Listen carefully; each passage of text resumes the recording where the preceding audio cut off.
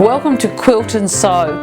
In today's segment I thought we'd look at a very natty product that is ideal for keeping your threads all nice and tidy. If you're like me, you invariably would have a mattering of threads. So this little winder just fits onto the edge of my storage container, and we can slip a little card into it.